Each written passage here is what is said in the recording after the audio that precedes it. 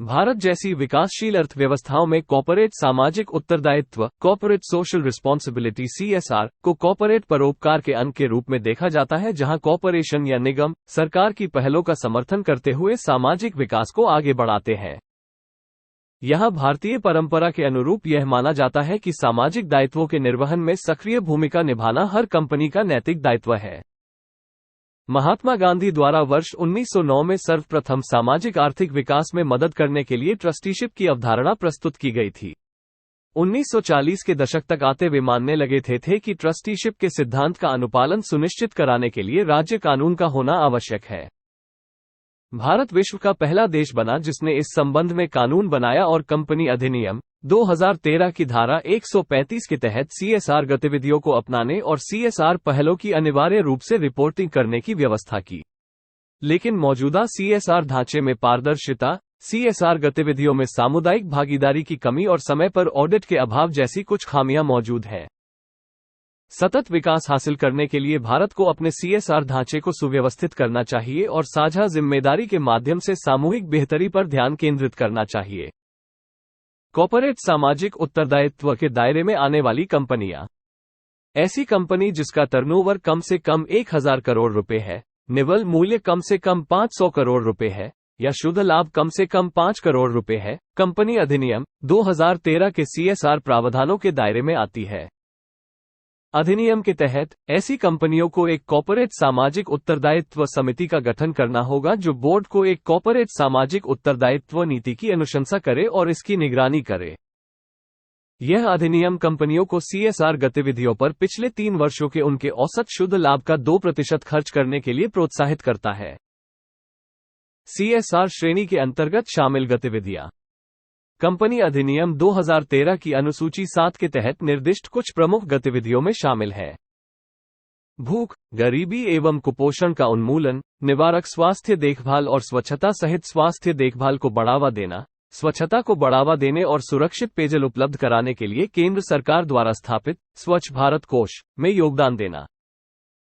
शिक्षा को बढ़ावा देना, विशेष रूप से बच्चों, महिलाओं, बुजुर्गों और दिव्यांगजनों के लिए, जिसमें विशेष शिक्षा एवं रोजगार बढ़ाने वाले व्यावसायिक कौशल शामिल हैं, साथ ही आजीविका संवर्धन परियोजनाओं का कार्यान्वयन। शिक्षा को बढ़ावा देना, जिसमें प्रगत और विशेष शिक्षा प्रदान करना, विशेष रूप से बच्चों, महिलाओं, बुजुर्गों और अलग अलग सक्षम और आजीविका वृद्धि परियोजनाओं के बीच व्यावसायिक कौशल बढ़ाने वाली विशेष शिक्षा और रोजगार सहित शिक्षा को बढ़ावा देना। लैंगिक समानता को बढ़ावा देना, महिलाओं को सशक्त बनाना, महिलाओं और अनाथों के लिए घरों एवं छात्रावासों की स्थापना करना, वरिष्ठ नागरिकों के लिए वृद्धाश्रम, डे केयर सेंटर और ऐसी अन्य सुविधाएं स्थापित करना तथा सामाजिक एवं आर्थिक रूप से पिछड़े समूहों द्वारा सामना की जाती असमानताओं को कम करने के उपाय करना। पर्यावरणीय स्थिरता, पारिस्थितिक संतुलन, वनस्पतियों एवं जीवों की सुरक्षा, पशु कल्याण, कृषि वानिकी, प्राकृतिक संसाधनों का संरक्षण और मृदा, वायु एवं जल की गुणवत्ता बनाए रखने में योगदान करना, गंगा नदी के कायाकल्प के लिए केंद्र सरकार द्वारा स्थापित स्वच्छ गंगा फंड में योगदान करना। भारत में CSR गतिविधियों से संबंधित प्रमुख चुनौतियां। सरकार की सीमित होती भूमिका, सरकारें कानूनों और विनियमों के माध्यम से व्यवसायों में सामाजिक एवं पर्यावरणीय उद्देश्यों की पूर्ति किया करती थी। सिकुड़ते सरकारी संसाधनों और विनियमों के प्रति अविश्वास के कारण स्वैच्छिक और गैर नियामक पहलों की ओर आगे बढ़ा जा रहा है। स्पष्ट CSR दिशानिर्देशों की अनुपस्थिति। भारत में CSR के बारे में कोई स्पष्ट सिद्धांत एवं निर्देश नहीं है और स्पष्ट वैधानिक दिशानिर्देशों की कमी के कारण CSR का स्तर संगठनों के आकार पर निर्भर करता है, जिसका अर्थ है जितना बड़ा संगठन उतना बड़ा CSR कार्यक्रम।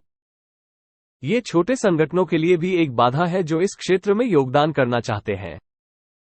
CSR गतिविधियों का दोहराव, CSR परियोजनाओं के संबंध में स्थानीय एजेंसियों के बीच आम सहमति की कमी है।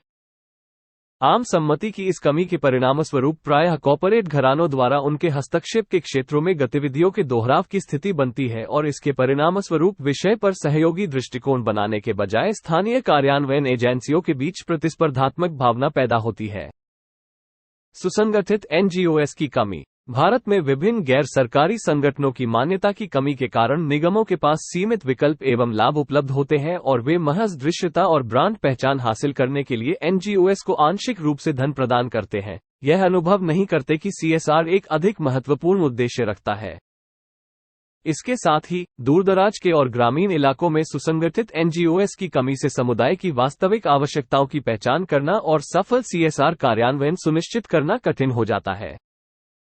समयबद्ध ऑडिट की कमी। समयबद्ध ऑडिट की कमी के कारण कई भारतीय कंपनियां अपनी CSR गतिविधियों और उनमें उपयोग किए गए धन के बारे में जानकारी का खुलासा नहीं करती हैं।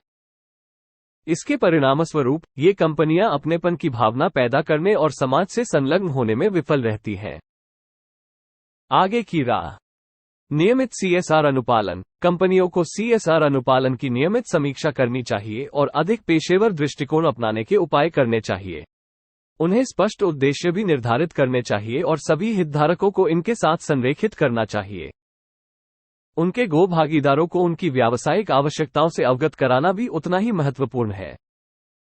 सरकार की सक्रिय भूमिका। सरकारों को गैर सरकारी संगठनों की अनुपलब्धता के मुद्दे को संबोधित करना चाहिए और समाज में CSR के महत्व के बारे में जागरूकता बढ़ानी चाहिए।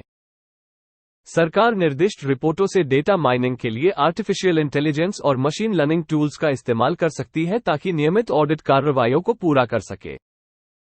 अनुसंधान संस्थानों के साथ CSR को संबद्ध करना। इसमें वहनीय और पुनर्चक्रण योग्य संवहनीय निर्माण सामग्री को डिजाइन करने से लेकर उदार ताप एवं बिजली प्रबंधन प्रणालियों जैसे भारत केंद्रित हरित विकल्प विकसित करने तक की गतिविधियां शामिल होंगी। इस तरह की परियोजनाओं को CSR फंडिंग के माध्यम से और उच्च शिक्षा संस्थानों के नेतृत्व में सक्षम किया जा सकता है, जो प्रयोगशाला स्तर से वास्तविक धरातल पर संक्रमण को साकार करने को गति प्रदान करेगा और अभिनव तरीकों से समुदायों की सेवा करेगा। CSR के साथ SDGs को संयुक्त करना। भारत द्वारा सतत विकास लक्ष्यों SDGs को प्राथमिकता देने और हासिल करने पर गंभीर ध्यान के साथ नीति आयोग ने इसे राष्ट्रीय एजेंडे में प्रमुख बना दिया है।